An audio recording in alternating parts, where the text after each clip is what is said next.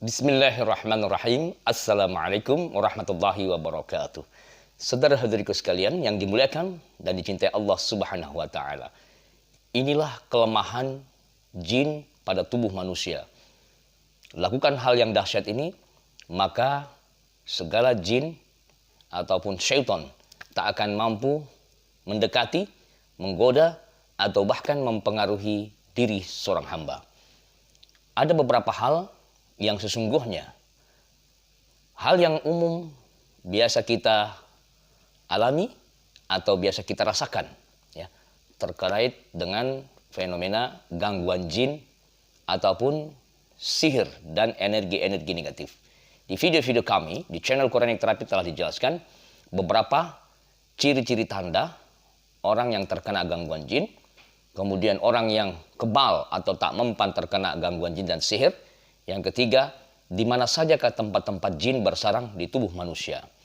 Nah, sesi kali ini kita akan menjelaskan tentang kelemahan jin dalam tubuh manusia dan apa-apa saja yang harus kita lakukan. Sehingga mereka tak akan mampu mendekati, mengganggu, ataupun mempengaruhi diri kita. Oke, yang pertama, kelemahan jin ya, yang tak akan mampu mereka melakukan hal yang tidak baik kepada diri kita. Yakni yang pertama, memakan atau meminum sesuatu dengan menggunakan tangan kanan. Jadi, saudara-saudara sekalian, jangan pernah lupa ya, walaupun ini hal yang sangat-sangat sepele ya, bagi sebagian orang, yakni ketika kita makan jangan kita gunakan tangan kiri, tapi gunakanlah tangan kanan ya. Tangan kanan dengan mengucapkan doa cukup bismillah. Atau yang lebih lengkapnya, bismillahirrahmanirrahim. Atau yang lebih lengkap, gunakanlah doa mau makan atau minum. Tapi jikalau kita ingin mengucapkan sesuatu yang lebih ringkas, cukup ucapkanlah bismillah. Oke. Nah, sesungguhnya jin atau syaitan ketika kita makan tanpa menggunakan kalimat-kalimat thayyibah atau kalimat-kalimat yang mengajak Allah, maka mereka pun ikut makan kepada apa yang kita makan atau apa yang kita minum. Dan jangan lupa, pada saat kita makan, jangan makan berdiri atau minum sambil berdiri. Duduklah. Yang kedua, kelemahan jin yang tak akan mampu mereka mendekati atau mengganggu kita, yakni pada saat kita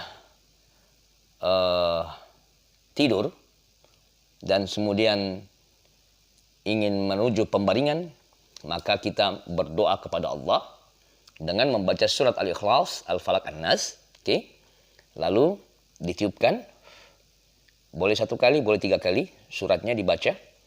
Lalu usapkan ke seluruh tubuhnya, dari wajah, kepala, tengkuk pundak, tangan, kaki, badan depan, badan belakang, dan seluruh ya anggota tubuhnya, dari kepala sampai telapak kaki. Lalu berdoa.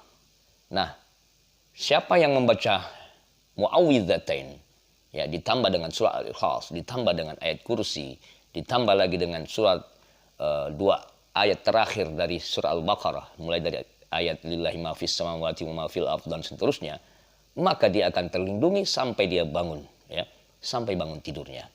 Terjaga dari segala gangguan jin, sihir. Sekuat apapun segala jin atau sihir tak akan mampu mendekati orang-orang yang berdoa dengan wasilah ayat-ayat ini.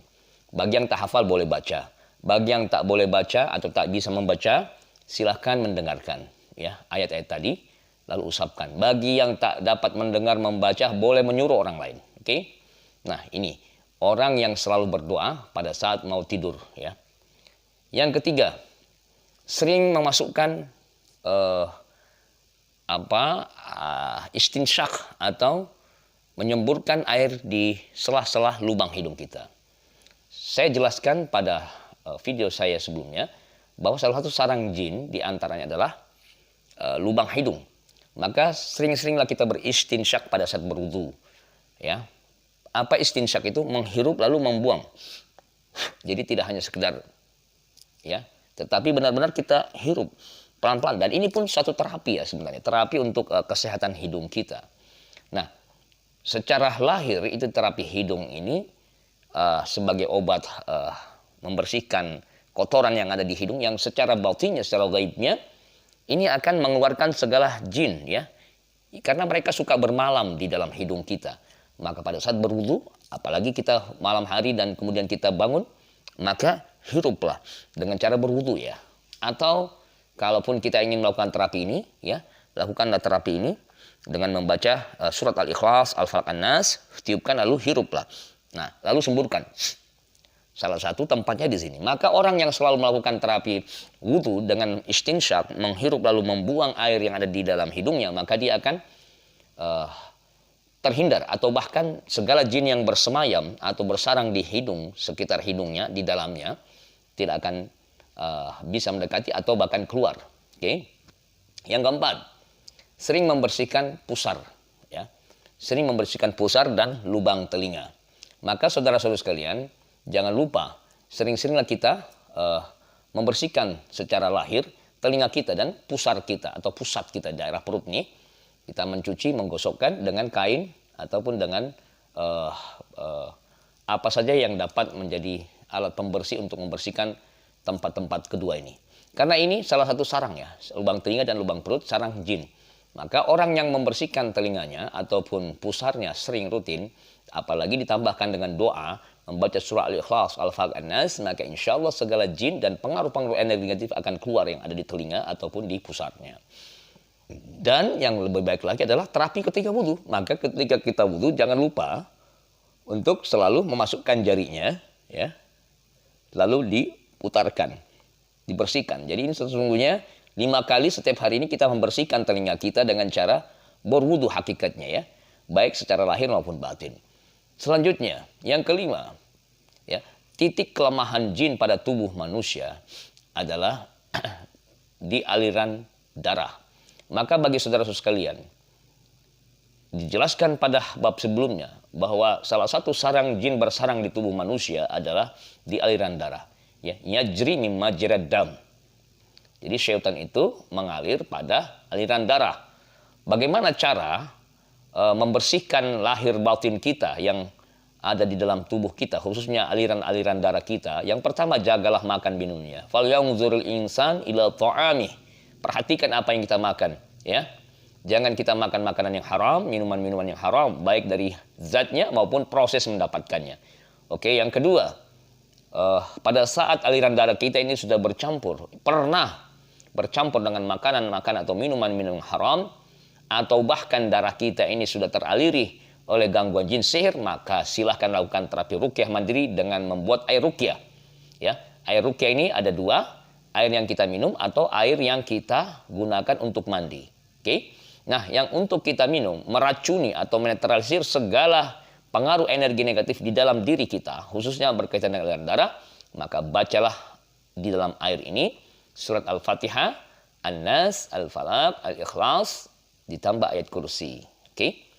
Bagi yang tak hafal, boleh nyuruh orang lain yang menghafalkan. Berapa kali dibaca? Boleh 3 kali, boleh 7 kali, 11 kali, 21 kali, atau 70 kali. Sebanyak-banyaknya. Oke. Nah, setiap 1 kali bacaan jangan lupa ditiupkan dengan ludah kecil.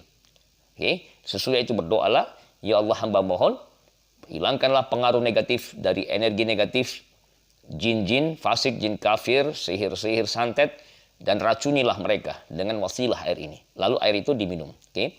Atau boleh kita pakai mandi. Silakan bikin air ruqyah untuk kita mandi. Dicampur bidara 7 helai atau 21 helai. Lalu kemudian bidara tadi digosok-gosokkan, lalu kita usapkan ke seluruh badan kita dan kita pakai mandi. Oke. Saudara-saudara sekalian yang dimuliakan dan dicintai Allah. Selanjutnya, ya, titik kelemahan jin yang tak dapat ketika mereka ingin mengganggu kita atau ingin mempengaruhi kita, maka sering-seringlah potong kuku. Ya, orang yang rajin memotong kuku, ya, potonglah di hari Jumat, ya, maka insya Allah ini pun terhindar atau terjaga dari segala pengaruh-pengaruh jin, pengaruh-pengaruh sihir. Karena salah satu sarang jin, saya sebutkan pada bab sebelumnya, itu ada di balik kuku. Nah, maka lakukanlah hal ini, amalan sunnah ini, ya, dengan cara memotong kuku di waktu hari Jumat atau di hari-hari yang lain boleh. Oke, dan sebaiknya memotongnya di waktu siang hari. Oke. Nah, salah satu tempat bersarangnya jin adalah kuku kita. Maka silahkan potonglah, jangan dibiarkan panjang ya. Apapun alasannya, untuk hiasan atau untuk pemanis jari dan lain sebagainya. Karena kita tidak sadari bahwa di balik kuku ini ada satu tempat yang mereka mendiami atau bersaranglah mereka. Maka tidak heran bagi saudara-saudara yang pernah ada gangguan jin pada jari-jarinya, jari-jari terasa berat atau sering kaku, bisa kemungkinan di balik jari-jari kuku kita ini ya, atau kuku-kuku yang ada di jari kita ini ada tempat sarang jin yang bersemayam. Maka lakukan terapi ruqyah ya, dengan cara-cara yang saya sudah sampaikan pada bab sebelumnya. Selanjutnya saudara sekalian, titik kelemahan jin yang lain adalah pada saat kita buang air kecil atau buang air besar. Jangan pernah lupa saudara-saudara sekalian, sesulit apapun yang namanya istinja atau membersihkan kotoran di badan kita, khususnya area kemaluan dan area dubur, itu wajib. Kalau kita tak ada air, boleh pakai batu ya, disunnahkan pakai batu 3. Misal kita di padang pasir, di suatu pegunungan tak ada air, atau di satu tempat, maka pakailah 3 butir batu atau daun ya. Yang jelas kita harus mencucinya, membersihkannya. Termasuk juga pada saat kita habis buang hajat, buang air besar, maka bersihkanlah dengan sebersih-bersihnya. Jangan sampai ada tersisa kotoran. Dan bahkan sebagian ulama, mohon maaf, salah satu untuk pembersihan itu ukuran standarnya adalah dengan cara apa? Saya minta maaf, pada saat kita melakukan cebok ya, apa istilah ini, maka itu sudah tidak ada lagi bau. Yang kedua, tidak ada lagi licin rasa ya, mohon maaf. Bahkan sebagian ulama-ulama ma'rifah, mereka menganjurkan untuk memasukkan jari ke balik dubur yang sudah ada pembersih di dalamnya. Jadi bisa dibayangkan, kata para ulama, ketika kita sujud masih menyisakan kotoran di dubur kita. Nah, di dubur ini kita sujud tetapi masih menyisakan kotoran. Betapa kita tidak beretika atau beradab. Kita menghadap zat yang maha suci sementara dubur kita ini atau kemaluan kita masih menyisakan najis, kotoran. Maka bersihkanlah dengan sebersih-bersihnya, dengan semurni-murninya pembersihan. Oke? Saudara-saudara sekalian, nah titik kelemahan inilah dari kalangan jin yang akan menjaga diri kita. Bukan karena kehebatan kita, bukan karena kemampuan kita, tetapi karena di situ ada penjagaan Allah ya. Ada sunnah Rasulullah yang memang kita dianjurkan untuk membersihkan area-area tersebut. Jangan lupa, selalulah berdoa, melibatkan Allah dalam setiap aktivitasnya, setiap kegiatan-kegiatannya, apapun dan dimanapun. Insya Allah kita akan terjaga dan terlindungi dari segala gangguan jin maupun sihir. Silakan amalkan sunnah-sunnah tadi, amalkan apa yang sudah disampaikan oleh para ulama. Yang saya sampaikan tadi hanyalah menyambungkan apa yang sudah pernah dilakukan oleh para ulama-ulama kita, ataupun yang telah bersanad dari sahabat dan langsung dari Rasulullah SAW. Semoga bermanfaat. Jangan lupa lakukanlah terapi ruqyah mandiri. Jangan lupa pula untuk selalu menyaksikan video-video kami di channel Quranic Terapi, channelnya terapi ruqyah dan doa-doa serta herbal. Sisihkan waktu satu hari untuk menyaksikan minimal 10 video kami. Jangan lupa sisihkan waktu satu hari untuk menyaksikan 10 video kami sesuai dengan keadaan yang dialami atau yang dirasakan. Semoga Allah sembuhkan penyakit kita, dimudahkan urusannya, dilapangkan rezekinya, dijaga dari segala kejahatan makhluk dari kalangan jin dan manusia, dan orang-orang yang zalim. Amin, amin ya rabbal alamin. Bagikan video ini, semoga bermanfaat. Assalamualaikum warahmatullahi wabarakatuh.